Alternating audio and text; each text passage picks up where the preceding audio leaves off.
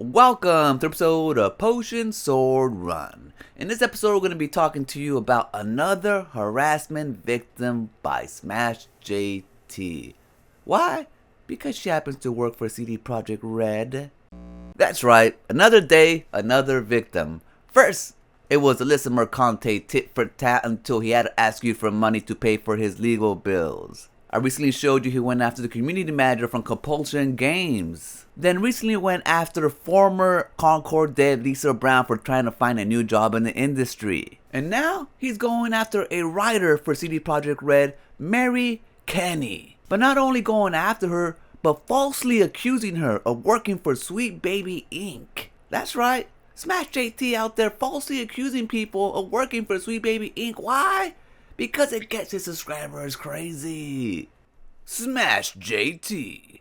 CDPR CEO Michael Nowalski, a pathological liar IMHO, is claiming they do not have ever worked with Sweet Baby Inc. Anyone actually paying attention to what's transpiring here sees right through his lies. So Smash JT straight up calling the CEO of Project CD Red a liar. A straight up liar. Not just a liar, a pathological liar. Mary Kenney, a former employee of Sweet Baby Inc., SBI, now works at CD Projekt Red. Known as a feminist activist, she has publicly advocated for pushing LGBT plus agendas, aligning with ideological goals rather than merit-based hiring. Her transition to CDPR raises concerns about the studio's priorities, as her hiring contradicts CDPR's claims of recruiting solely on merit and talent. Mary Kenney, formerly working for SBI. Oh no! But it turns out she has never worked for Sweet Baby Inc. Slight correction. I misunderstood when Mary Kenney stated on Next that she had worked with Sweet Baby Inc. And I presumed that meant she was employed by them. After further investigation, she had worked as a journalist at Kotaku. And Bellamy defends Sweet Baby Inc. as if she did work there. But I can't find no evidence that she actually did work at SBI. Because she didn't work at SBI. See, Mary Kenney is a writer. Yes, she worked for Kotaku. She worked there as a weekend editor for about 6 months. But after that, she got into the gaming industry. She worked with Sweet Baby Inc. when she was a writer for Insomniac. She's been in the business for a long time. She worked for Insomniac, she worked for Telltale Games, and now she's landed a job at CD Projekt Red. I mean, she's just progressing through the industry. Why? Because she has talent as a writer. And guess what Sweet Baby Inc. does? They help consult with writing and stories and backgrounds and stuff. So she has first-hand knowledge on what they do. You guys don't. Smash JT doesn't. But he knows Sweet Baby Inc. is a great buzzword. DEI is a great buzzword, and it'll get you guys all angry. Yet the CEO of CD Projekt Red is the one that makes up lies, right, Smash JT? He's the pathological liar, right, Smash JT? Here's the CEO of Project CD Red, Michael Nowakowski. We are not working and never worked with Sweet Baby. Never heard of them till recently, TBH. Also, we have not lost prime meat, as you put it. Now, he comes out and say he never worked with Sweet Baby Inc. And I believe him. I mean, they're a studio in Poland. And even though they're a big studio, I'm sure Sweet Baby Inc. is concentrating on studios that are local because it's easier for them to, get contracts that way. I tend to believe him that they never worked with Sweet Baby Inc. over Smash JT. Now, when he's referring to he didn't lose prime meat, there's an article on PC Gaming talking about how the staff and who still works there and who's working on The Witcher 4. And even though people did leave the studio about 3 years ago, I mean, that's just what studios do.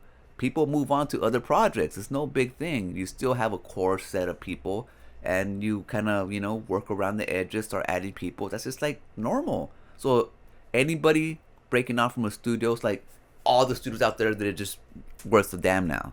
No, come on now. That's stupid thinking. That's childish thinking.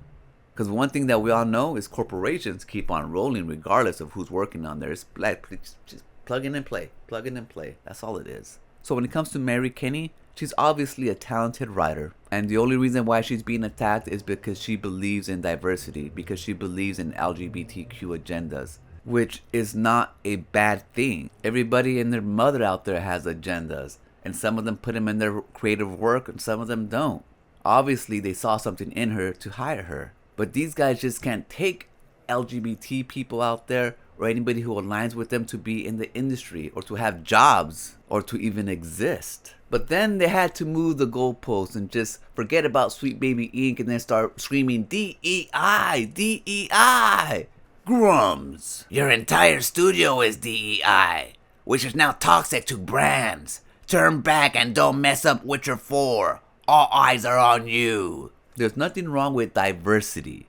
You want a diverse group of people working for you because you get ideas from different places. You don't want a room of crusty old white men because then all you get is crusty old white men ideas. Not to say that crusty old white men can't make great games. They can, they have. But so can other people. And for you guys to deny that only shows that you only hate the others. Only shows that you have nothing but hate in your heart. This is what all these anti-woke grifters out here find offensive. Our mission is to create revolutionary games for players around the world, and this is why we need to empower the potential of our teams. A diversity of perspectives unlocks creativity and increases innovation. Now, how can you argue with that statement? More ideas from different backgrounds is better than one stale, narrow idea coming from only one background. We are achieving it by diverse teams, inclusive leaders, equitable process. Again, what is wrong with that?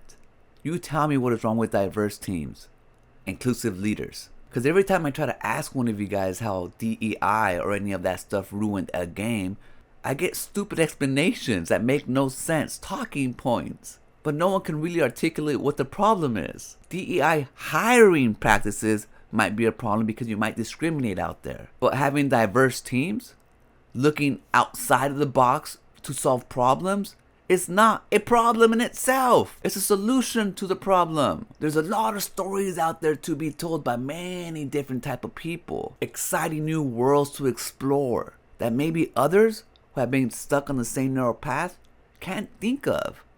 It's just that simple. That's what it is. But when DEI has become your livelihood, it's hard to let go of that golden goose, isn't it, Smash? So he's gonna be looking for new harassment victims out there, because that's what he needs to do to keep it going and going and going and going. Because when you really think about it, this big old crusade going after The Witcher 4 and boycotting the game, making up lies that the writers were for SBI, claiming that diversity is a bad thing, isn't gonna work. Not for The Witcher, not for Grand Theft Auto, because these guys are freaking out of touch. See, what they do is they pick on games that are most likely gonna fail, that have DEI elements in it, and rage about it online. And then when it inevitably fails because it wasn't a good game, they take so much credit for it. Well, this time it's not gonna work, because gamers see right through you guys. Like, the general public out here doesn't think that diverse groups of people is a bad thing. So then you guys start doing the others, you know? The LGBT, the anti-white, the anti-man. So it can give your audience a red meat to get mad. Why? Because DEI talking points has become your livelihood. Before you guys start harassing Miss Kenney, know that she is an accomplished writer in the gaming industry and has been. So if you're gonna criticize her on that. Don't put your politics into the games, just like Smash JT is. Just like you guys ask everyone else making games not to. Lead by example. Be a good person, because I know you can be, or I hope you can be. And please, don't fall for all this rage clicks, because that's all it is. Gay people, trans people, people who believe in diversity have always been making your games. But now, in these times, supposedly it's a bad thing. But just know, it's not gonna change. They're gonna continue to make your games, no matter how much you guys cry about it. And remember, these corporations, they don't care about you. They don't care about DEI this, DEI that. They go where the wind blows. That's all it is. So, I'm gonna leave it right there. remember to be kind to yourself and enjoy your life. And I'll meet you right there. Peace.